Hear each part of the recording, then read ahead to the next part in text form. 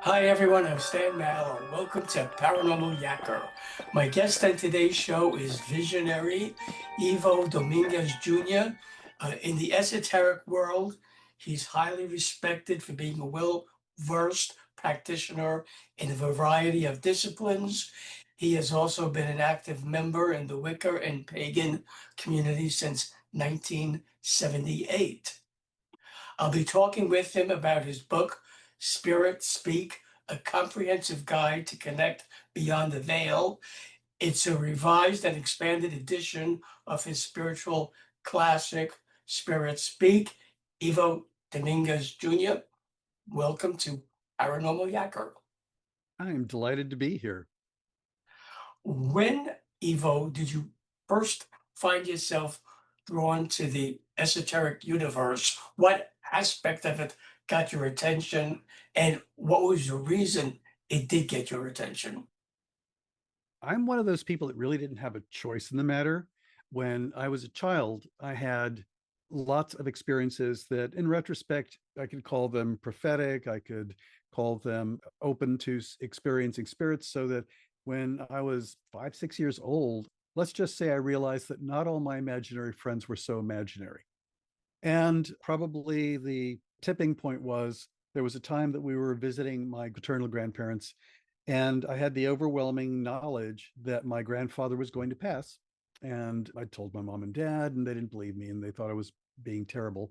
But I made it a point of spending the day and trying to get out my little cassette recorder and recorded conversations with my grandfather and so on.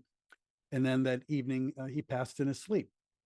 The next day at breakfast, I could see him sitting at the table, but he wasn't at the table. And then a few minutes later, grandmom came down and said he had passed. So I always knew that I was tuning into things that were different. So that put me on a very early quest to read everything and explore everything. And I would say that there was a period of, in my tweens of all things, I think I was like 12 when I decided I was atheist for about a year. And then my experiences proved that I couldn't say no to things. So I don't think I had a choice. The only choice I had was whether or not I was going to embrace it or whether I was going to fight it the rest of my life. And I made the choice to embrace it. The range of non-physical beings people want to communicate with who reside in what's called the other side varies greatly. The spirits of loved ones to ancestors, guardian angels, guides, and historical figures, to name a few. Are the methods used to communicate with them the same, or do they differ? I'm going to say the first part is that I believe that all human beings are gifted with senses that are open to and attuned to more than just the physical world. So I think we all have it. And indeed, if you believe in the idea that we have a physical body, but we also have an energy body, an aura, subtle bodies, whichever terminology you like. When we are born, we aren't just incarnating a physical body, we're incarnating an energy body. And in that energy body, we have the other senses. So I think that the senses we use to do the work are the same. Here's the second part of the question, though. There are different ways that are more effective or less effective if you're trying to achieve clarity depending upon the nature of the being. Let me give a quick comparison. It sounds simplistic, but I can almost always tell if somebody has animal companions like dogs or cats because dogs or cats that are strangers to them perk up and automatically expect that person to understand them because that person has learned how to hold their focus of consciousness in a place that overlaps where animal consciousness is. So it's sort of like you may have all the senses, but you still have to tune to the right place on the radio dial to pick up a particular kind of being because they live within different frequencies or different planes, so that how you use what you have and how you adjust that internal tuning, those are different techniques for different kinds of beings. So it's both, yes, it's the same stuff, but no, it requires different things. And I will say some things are so different, so different from us that you need a translator in between. Sometimes that translator is another kind of spirit that you have a connection with. And sometimes it's the equivalent of a phrase book or Rosetta Stone of common symbols that over time we have developed that they recognize and we recognize. One of the reasons why people that work with mythological beings, gods, goddesses, which I believe myth is real, or other sorts of things, I don't actually think that the names that we call them are their names. Those are the nicknames that we've come up for them because we couldn't possibly say a name that is made more of energy than breath. But they have figured out, oh, when a human being is holding that word in their head, that means that they're trying to get my attention. Or they're putting on an altar, or they're creating a statue or an icon that has the following images that they're meditating on, so that they figure out in the same way that I'm not necessarily convinced that my dog knows its name, but it knows if it hears those sounds that I'm trying to get attention. When it comes to preparing oneself prior to attempting to communicate with the other side, is there a meditation or ritual you recommend a person engage in, one that will help facilitate the contacting of whatever non-physical being or entity they are seeking to contact? Yeah, I think that firstly, the more comfortable you are, the more you feel at peace, the less stressed out you are, uh, and the safer you feel, the more open you're going to be. So that's the first thing. Just do check in on your state of heart and mind, because that makes a big difference. But here's the part that often people forget to do. If and heaven forbid we actually do this, but let's say that we're about to do a 10-mile run together. It's not happening today. But if we were going to take on some kind of task, it would behoove us to stretch our legs and limber up a bit and warm up a bit, because we are less likely to strain ourselves and less likely to hurt ourselves. Well, I recommend that in addition to getting clarity and grounding and centering and meditating, that immediately before attempting contact, wake up the parts of your mind that do the following things. Like, I will run through a couple of scraps of different songs in my head, a couple of lyrics from them, some poetry. I will imagine colors. If you're not good at imagining, get a picture book. I will look at, I will name the colors. I will visualize. I will try to hear. I am trying to wake up all my inner and outer senses, because when we experience communication, we are taking those subtle energies and we are translating them into things that we can understand, which means sight, sound, smell, sense of words, and knowing.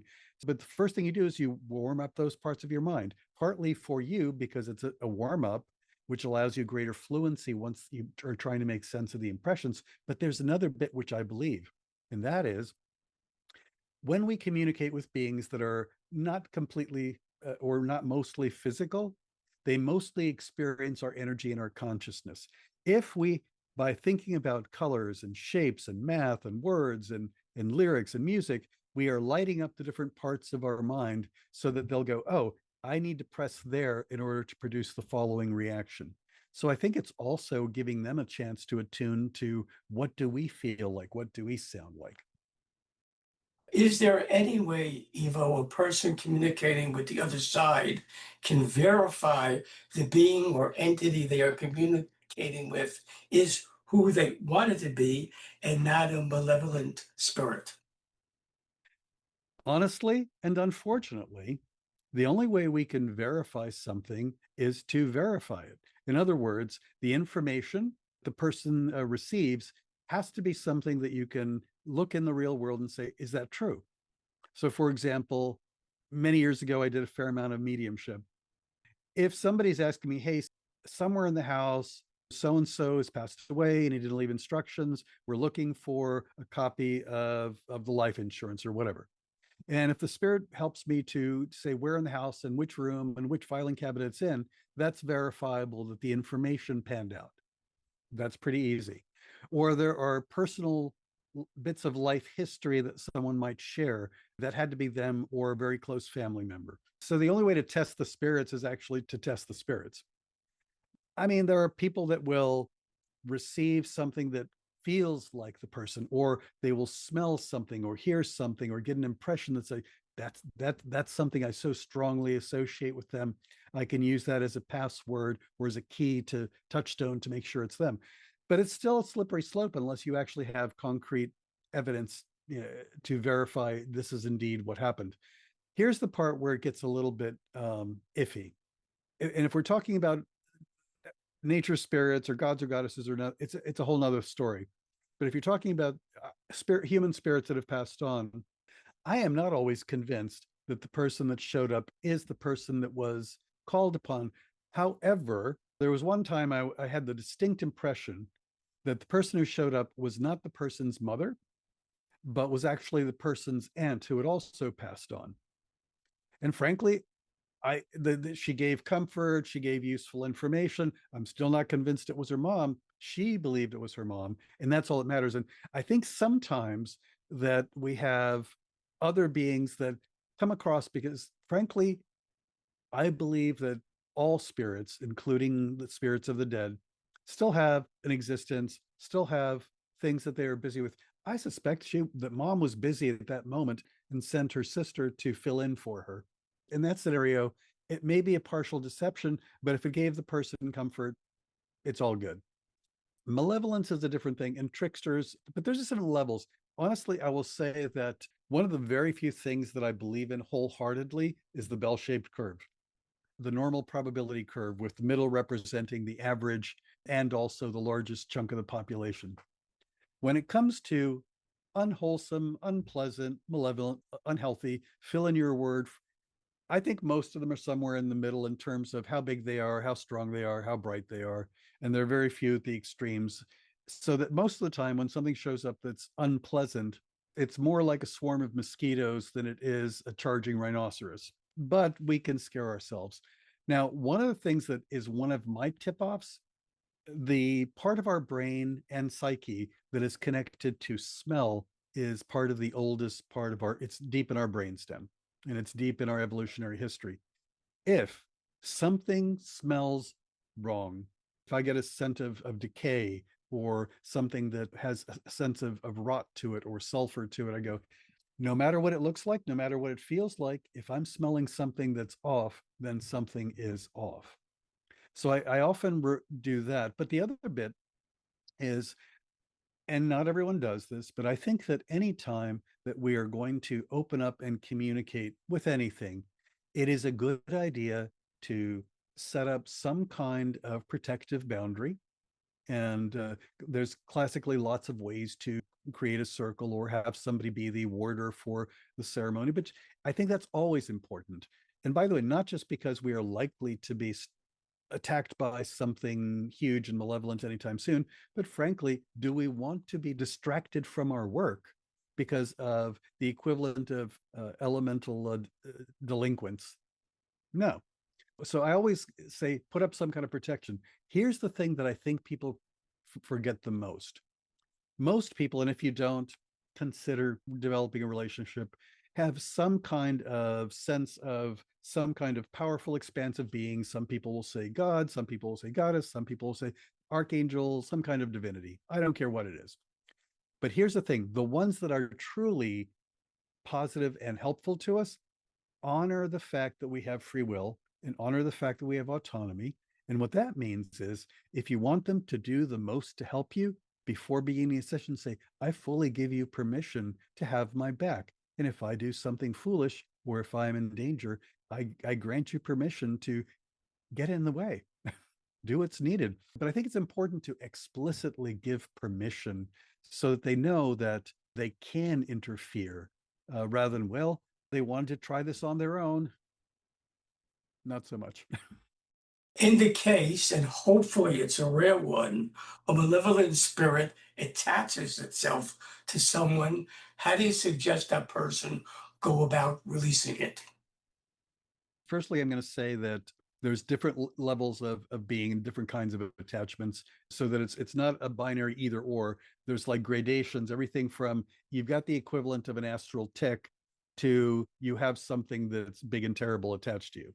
By the way, before we get to, I'm going to say there's also something that can be perceived as an attachment that isn't. So have you ever accidentally, walking in the car or whatever, accidentally make a turn and suddenly, bam, the sun is right in your gaze, so that then you have a blinking after image of the sun for X period of time? Or you've slept on a pillow funny and you wake up in the morning, you've got the imprint of all the folds that are impressed in your skin for X period of time until your skin returns to normal.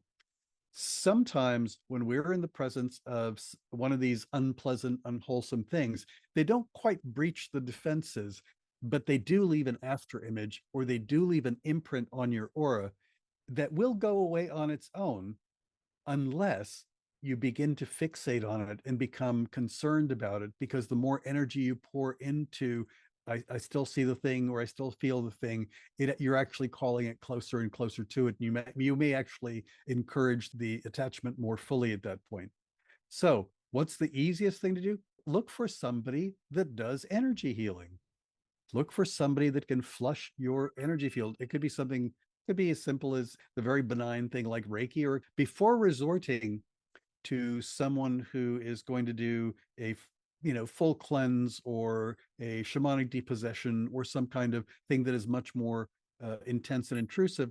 Figure out if it's something that can be just fixed by somebody fluffing up your aura and flashing some healthy energy through it. Sometimes that's all it takes.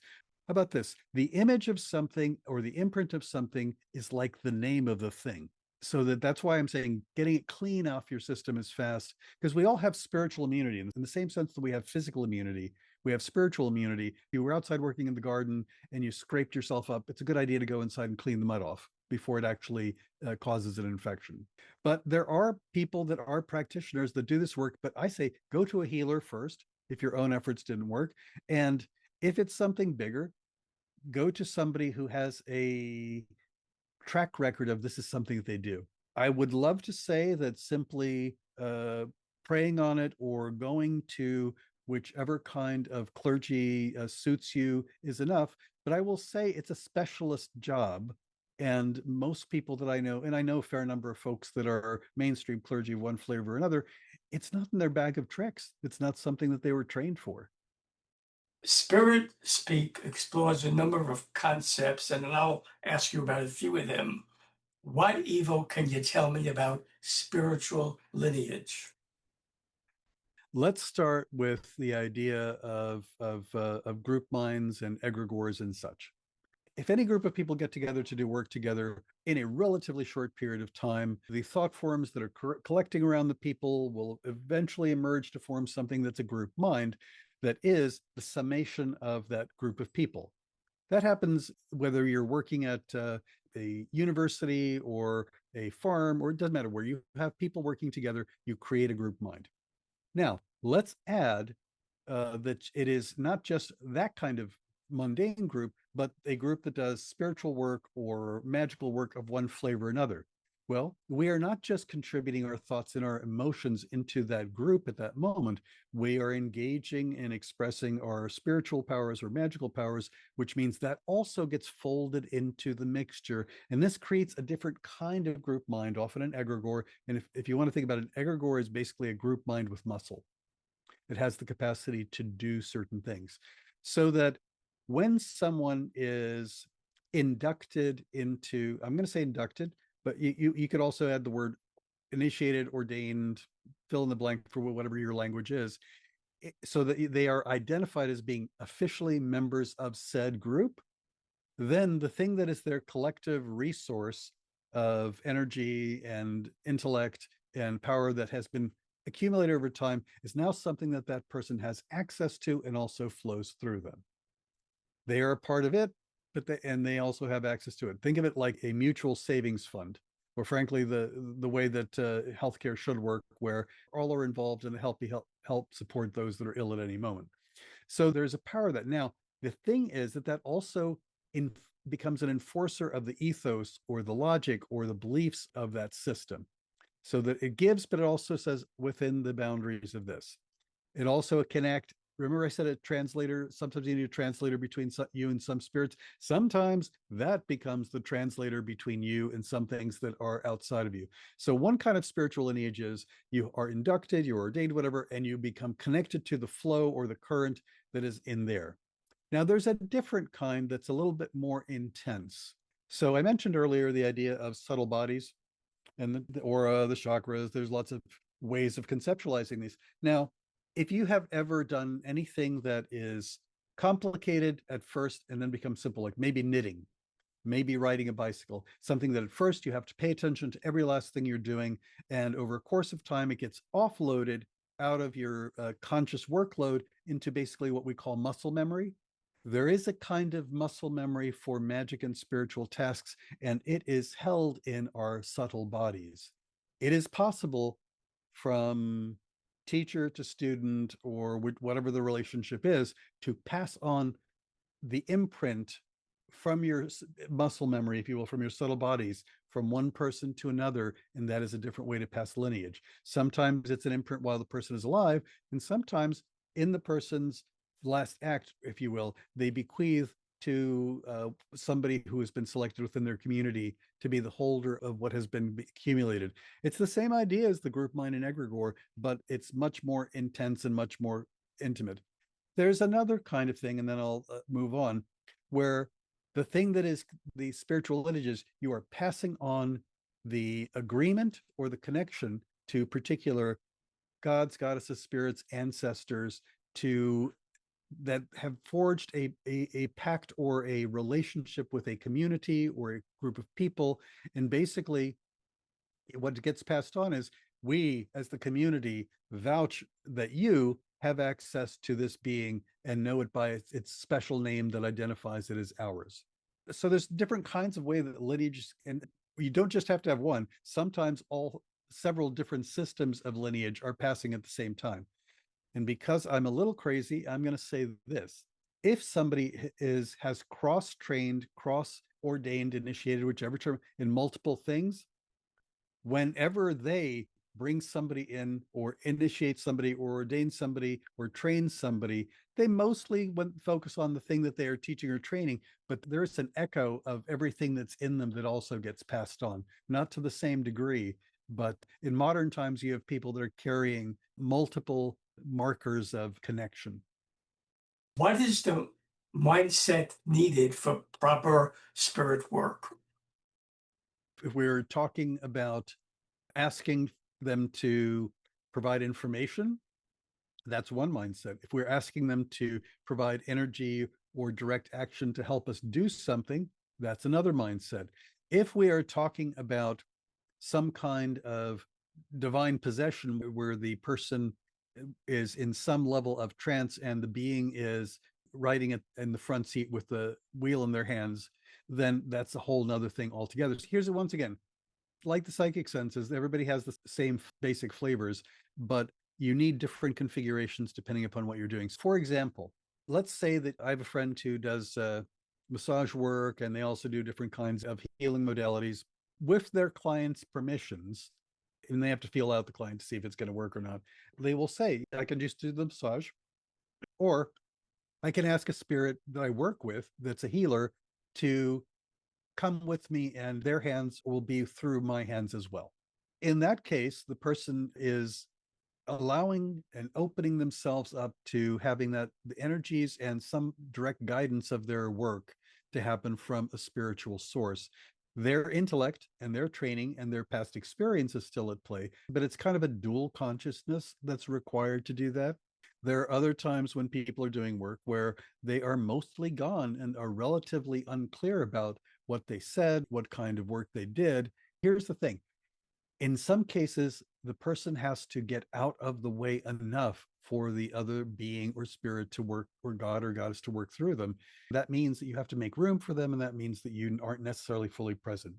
I will say that there is at least something I work with, and many others do, is the idea that we have a higher self, a divine spark. We have the talking self, the conscious self that's doing this interview. And then we also have our primal self that is connected to the animal powers and the elements and so on, and frankly, instinct. For a lot of spirit work, it is easier for our highest self and our lower self to do the work, and it is hardest for our middle self to be there, which is one of the reasons I think that sometimes people don't recall or they get fuzzy, is because the middle self tends to have the hardest time letting go of control and getting out of the way. The lower self and the higher self don't have that problem. In one sense, I'm going to say that even if it looks like the person has stepped aside, their higher self and their lower self are still fully present in whatever work is being done. So it's not like they're completely overridden. I will say that almost anyone can learn to do calling of a spirit for information or for help in doing something. For example, I have a lot of grass to cut, and I have helpers whose job it is to help move the turtles, the frogs, the rabbits, everything out of my way as I'm cutting grass because I don't want to hurt anything. And it's a fairly small request, but it's one that matters to me. I wouldn't call a god or a goddess to do something that is such a small level event. But there are plenty of local nature spirits that are more than willing to help in the preservation of the life that lives there. So it also depends on the scale of consciousness. The more expansive the being is, the less of it will actually fit in your consciousness. There's a size limit as to how much can actually connect with you. Do you know the story of the wise men in the desert and the elephant? You can't grasp the whole elephant at once. If it's a very large being, by a large expansive being, there's a limit to how much is going to fit. We only have so much bandwidth as human beings. Could you explain what is meant by divine embodiment? I like the term divine embodiment because when you start saying the word possession, people get really weird or concerned, I should say. Divine embodiment is actually something that people have been doing forever. If we go back to the oracles at Delphi, that were technically priestesses of Apollo, and that most of the Greek world and a lot of the ancient world would come for their guidance, and the god would speak through them. They were basically acting as conduits for that consciousness and for those answers to flow through. And why is it divine embodiment? Well, if it is mediumship or channeling, even though mediumship and channeling are, to my mind, different things, but they are both primarily about simply conveying the information that's requested. It's not that different than astral ham radio in some regards.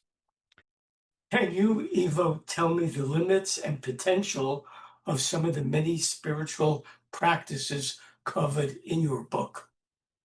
I will say that one of the reasons this book exists is because I included information about how to do first aid when things do go sour, because there are things that will go potentially sour. But so the benefit of communicating with spirits or doing divine embodiment, by the way, if you are embodying spirits or gods or goddesses that are congruent with what you care about, they will make you better. So, for example, let's say that you are a poet or a craftsperson, and you, with some regularity, work embodying the goddess Bridget. Poetry and crafts are among her gifts. When you embody a spirit of any kind, inside you somewhere, there is a piece of you that resembles them, that resembles what they do. And when they are present, it is enlivened, and the resonant reaction between the two make it more powerful. So over time, it's like you are developing those parts of yourself by exposure to somebody who is more practiced, in the same way that a musician might learn by paying attention to a master at the violin or whatever it is they're trying to master, so that you can grow in this process. Here is the downside, because not all things are compatible with you. It can also stretch you in directions which are uncomfortable or that are not necessarily good for you. One of the problems with folks that are likely to encounter this work growing up in this culture is, and I was raised Catholic, as a disclosure, if you are and even if you're not from a religious household, we have a default setting that if a being that is more powerful and bigger, brighter, especially if they're in the category of divine, that we should do what they say, that we should believe in them, that they know better. And I'm going to say that one of the problem with spirit work, if you're not careful, is you will believe and buy into their agenda and lose your own life agenda, because I believe we all have purposes and they may or may not be congruent. So you have to not become a student of, become an ally of, but do not become a servant of. There's a distinction there that I think is very valuable. The other bit is that for some people, the experiences that they have with spirits is one of the ways that they come to terms with their own mortality. We as a culture don't deal well with death in general.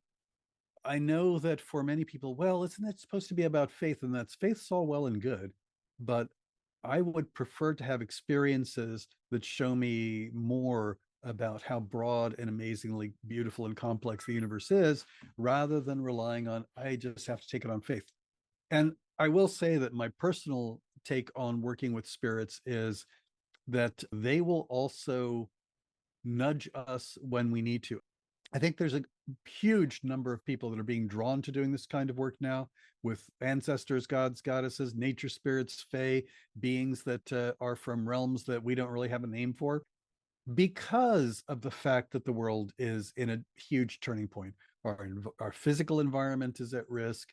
The pollution issues, the war issues, we're in the change. From my perspective, we're in the change between one astrological age and another. If I were a being on the other side, I'd go, it's all hands on deck. We have to try to reach out to as many human beings as possible, because what happens in the next century or two sets down the pattern, sets down the rhythm that we'll be following for the next 2000 and some odd years. So I think that there is a lot of push from their other side, if you will. The newly revised edition of Spirit Speak contains a new foreword by Psychic Witch author Matt Oren, fresh updates, and new chapters on plant spirits and aspecting. Could you provide a brief synopsis of those new chapters? The plant spirit one was one that I actually wanted to include in the first edition of it, but publishers tell you this is how many words and this is how many words. Because I actually think that we underestimate the plant spirits. And let me give you in my sense, by the way, I'm a vegetarian, so this is going to sound funny, but I actually feel a little guilty about eating the plants, because in some ways I consider them to be our elders and more spiritually evolved in some ways than we are. But here's the difference. Their consciousness is much more collective than ours. Most of their selfhood is invested in the common, in the whole, rather than being invested in the individual plant materials. And they are the shapers of the planet. They maintain the chemistry that gives us oxygen in the air and recycling nutrients. So I think that plant spirits are something that are underutilized for many people. Indeed, every time that I need help because we're going to have a bad weather situation, there is a very large tree on our property. And that's the tree that I think of as being the spokesperson for the green life where I live. And I ask it, can you please turn the leaves so that the wind is softened a bit? If trees have to fall or branches have to fall, try not to fall on the house, et cetera, et cetera. And I've had good luck with that, by the way. But my point is that chapter explores ways to connect with plant spirits and ways to conceptualize them. For people that work with angels, I think that they're a physical avatar. I mean, my goodness, their existence, they live off of light. They take the four elements and turn them into food for all and everything to consume. They keep Earth habitable. That seems like pretty high level work for something that we take for granted. So the aspecting chapter is an expansion and a clarification on a technique for divine embodiment, for bringing in gods, goddesses, and other kinds of beings as well, so that you may have a fair amount of lucidity and clarity in what comes out of your mouth when you're in that state of being, and also so that when you are doing something, their energy can flow more freely through your body. And why a protocol to do that?